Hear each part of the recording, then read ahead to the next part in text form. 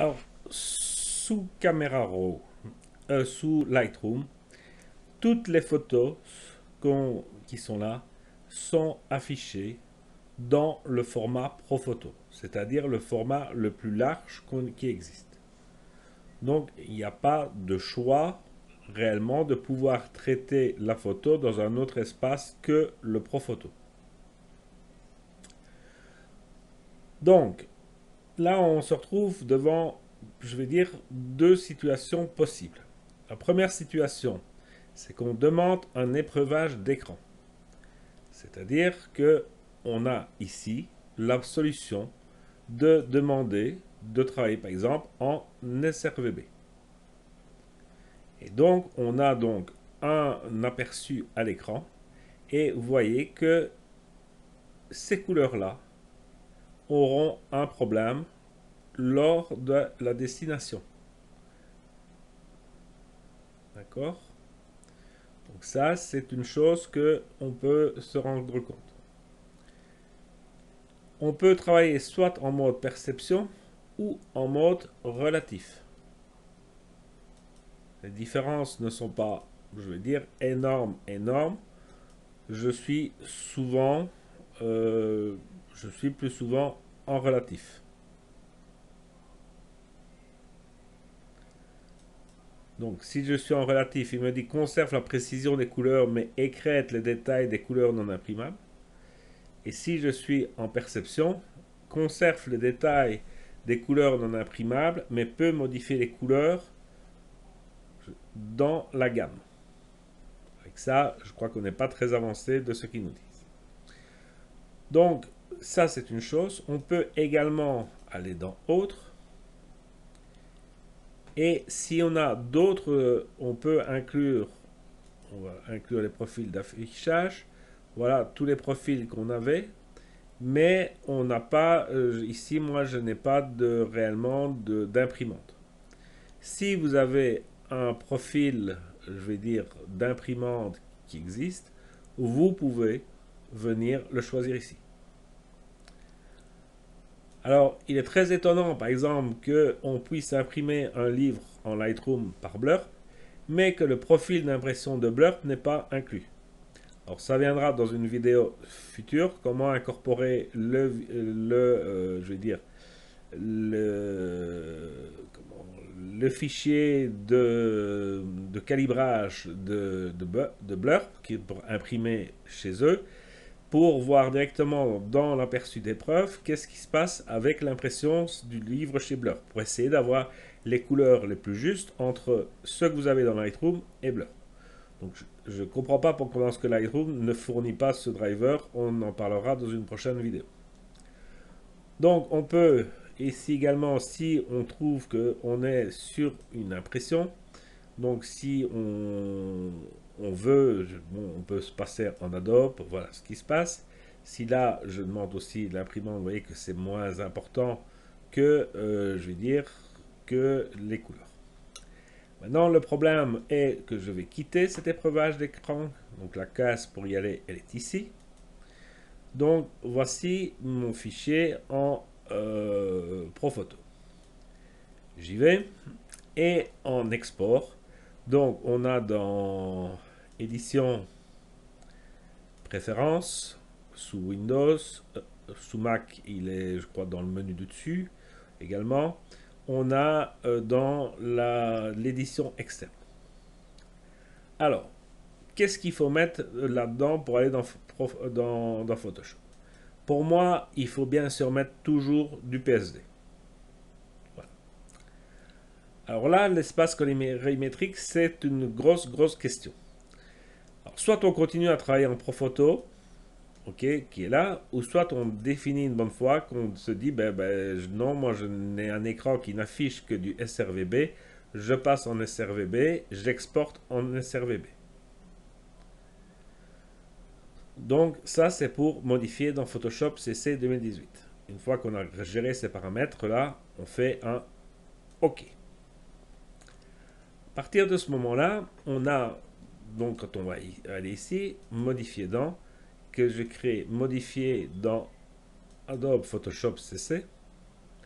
Et on va le laisser ouvrir. Je vais quitter ce fichier ici. Je vais diminuer mon écran. Et je vais le diminuer.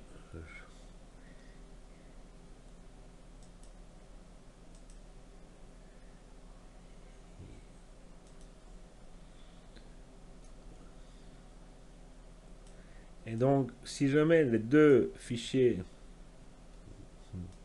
s'il veut bien venir se mettre, si je mets les deux fichiers, excusez-moi,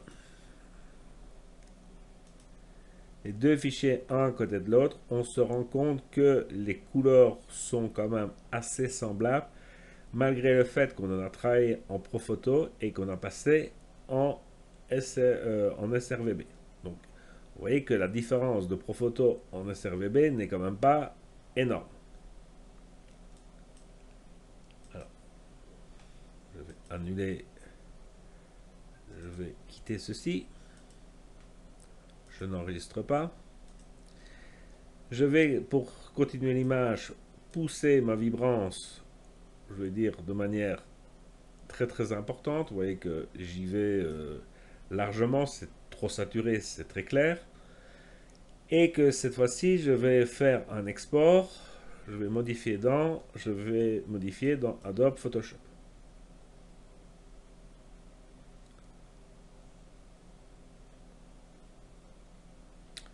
Vous voyez que je suis bien avec un profil SRVB et non plus un profil, comment est-ce que je vais dire, Profoto. Et voilà.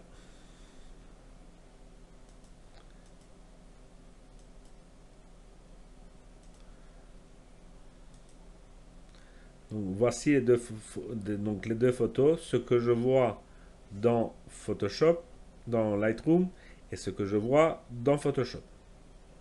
Donc, si on vient, je vais dire, je vais agrandir ici les détails.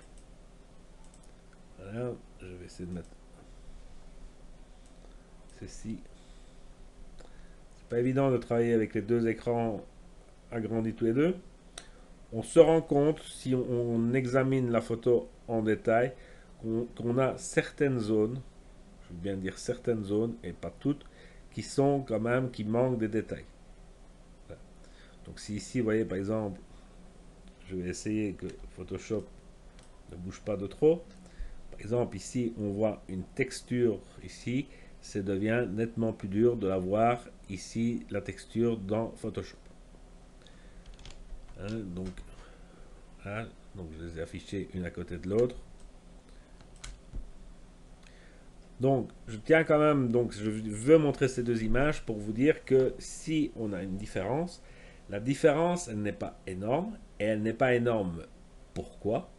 Parce que ici, sur cet écran-ci, même si on a poussé les curseurs, je vais dire à 100% ici, mon écran ne s'est affiché qu'au maximum du SRVB. Donc, le fait de passer en SRVB, cette image en SRVB, ne va pas modifier grand-chose à la couleur ni au détail.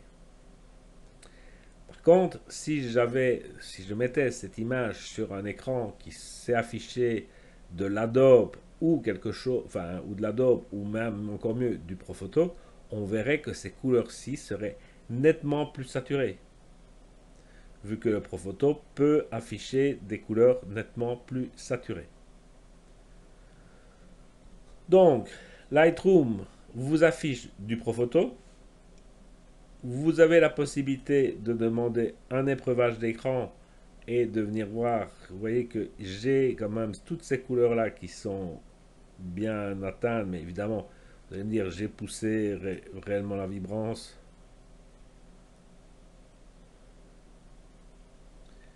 J'ai poussé la vibrance, etc. Donc, qu'est-ce qu'il faut faire ici? Donc, je dois diminuer la vibrance. Je diminue ici. Je peux lui demander de refaire un épreuvage d'écran. Cette fois-ci, vous voyez que ça va déjà nettement mieux pour les couleurs qui sont trop saturées. Si je suis en Adobe, si je passe en SRVB, vous voyez que c'est encore un peu plus que on peut avoir des problèmes. Photo d'origine, annuler. Donc, on peut créer des copies d'épreuves et ça vous permet de stocker certaines valeurs.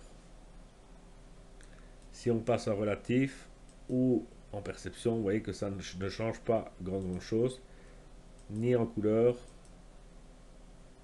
Il n'y a pas grand chose qui change entre les deux modes.